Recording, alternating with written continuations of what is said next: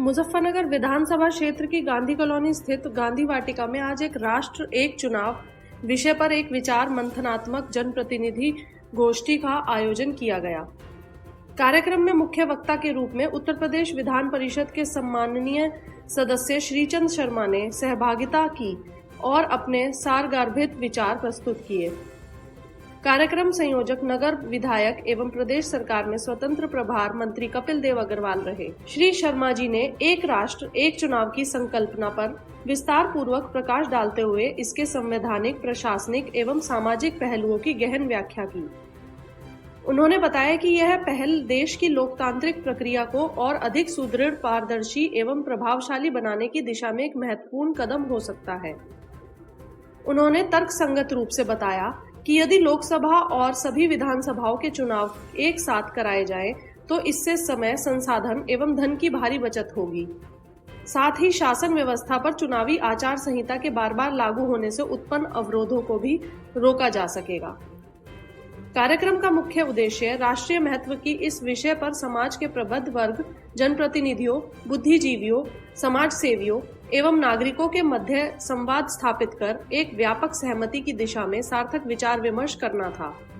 कार्यक्रम की अध्यक्षता पूर्व सभासद रहे श्रीपाल शर्मा ने की तथा विचार गोष्ठी में जनप्रतिनिधियों, समाज सेवियों, शिक्षाविदों, अधिवक्ताओं, युवा नेताओं एवं गणमान्य नागरिकों ने उत्साहपूर्वक भाग लिया तथा विषय से संबंधित अपने विचार साझा किए। मंत्री कपिल देव ने कहा कि जब देश एक है, संविधान एक है, तिरंगा एक है, तो चुनाव क्यों अलग अलग हो। एक साथ चुनाव सिर्फ एक व्यवस्था नहीं बल्कि एकता का उत्सव बन सकता है। उन्होंने कहा कि यह विचार एक नेता का नहीं, एक सरकार का नहीं, यह विचार भारत माता के भविष्य का है। उन्होंने इस विचार को जन जन तक पहुंचाने का संकल्प दिलाया।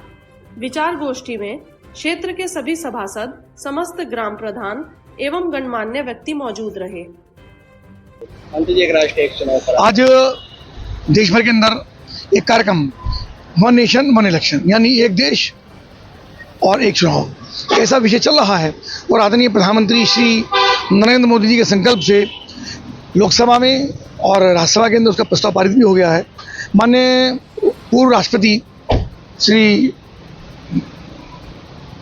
रामनाथ कोविंद जी के नेतृत्व में एक कमेटी बनी जिसने बहुत सारी सभी पार्टियों के साथ सहमति व्यक्त की, उनका विचार व्यक्त किया और एक रिपोर्ट जेपीसी को सौंपी। उसके बाद पूरे देश की सहमति इसके अंदर बने, सभी लोगों की सहभागिता हो, सबको जानकारी हो, ये सब सामाजिक संस्थाएं, सब पॉलिटिकल लोग, सारी संस्थाएं, नगर पालिका, जिला पंचायत, ब्लॉक, ऐसे मिला के सब लोगों की सहमति इसके अंदर ली जा रही है ताकि सब लोगों का विषय सबके सामने आए भी और सब लोग सहमति व्यक्त भी करें।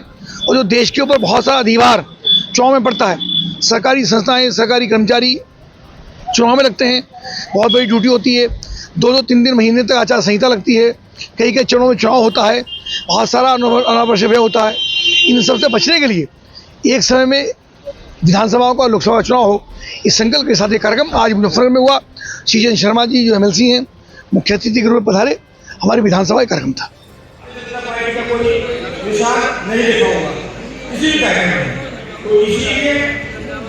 जनता के आम आदमी द्वारा पार्टी की अध्यक्षता कराई जा रही है। भारतीय जनता पार्टी के जो नेता है वो भी मंच से जुड़ रहे हैं। इस कार्यक्रम में अपेक्षित श्रेणी जो थी कि हमारे जो सभासद है, पूर्व सभासद है, प्रधान है, पूर्व प्रधान है, कोई भी जनप्रतिनिधि हो, चाहे गन्ने के चेयरमैन हो, चाहे डायरेक्टर हो, चाहे BDC हो, जो कोई भी जनप्रतिनिधि किसी भी क्षेत्र से है, पूरी विधानसभा का ये कार्यक्रम आज आयोजित किया गया है। इस कार्यक्रम के मुख्य संयोजक मुजफ्फरनगर विधानसभा सम्मानित दूसरी बार विधायक, उत्तर प्रदेश सरकार मंत्री आदरणीय कपिल देव अग्रवाल जी हैं और इनके जो पहले कार्यक्रम भी हुए हैं, कल भी एक NGO का कार्यक्रम था, वो भी बहुत अच्छा हुआ। मंच के माध्यम से मैं बधाई देना चाहता हूँ और कार्यक्रम के सह समन्वयक मुख्य रूप से हमारे बीच में आदरणीय मुख्य वक्ता के रूप में हमारे बीच में हैं, विस्तार से चर्चा करेंगे।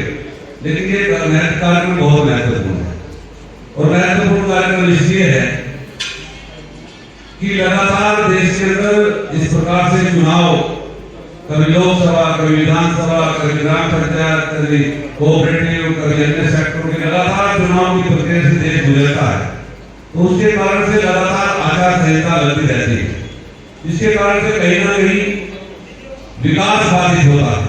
और निश्चित रूप से माननीय मोदी जी का एक मुश्त नारा और इरादा है कि हम अपने इंफ्रास्ट्रक्चर को, विकास को आगे बढ़ा करके पूरे विश्व के अंदर भारत को नंबर 1 पर स्थापित करें।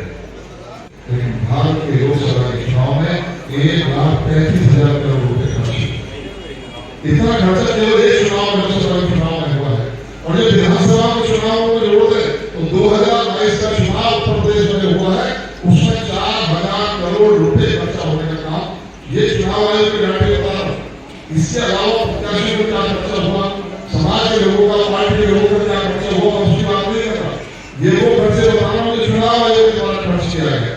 इतने खर्चे के बाद जो चुनाव होते हैं तो करीब 2 से 2.5 करोड़ रुपए हमारे खर्च होने की आचार संहिता का हम साथ लगाए कि आचार संहिता कितनी बार लगी होगी।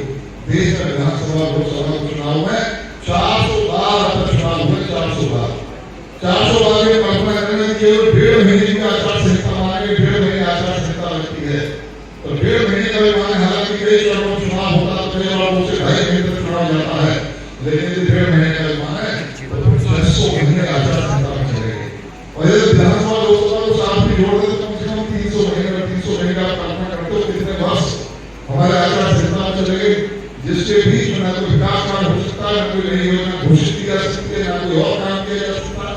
इससे हमारी कितनी विकास की गति रुकती है, हमारा प्रदेश कितना आगे जा सकता था। ये कितनी बड़ी राशि देश में खर्च हुई है, जो गंगा एक्सप्रेस में हमारा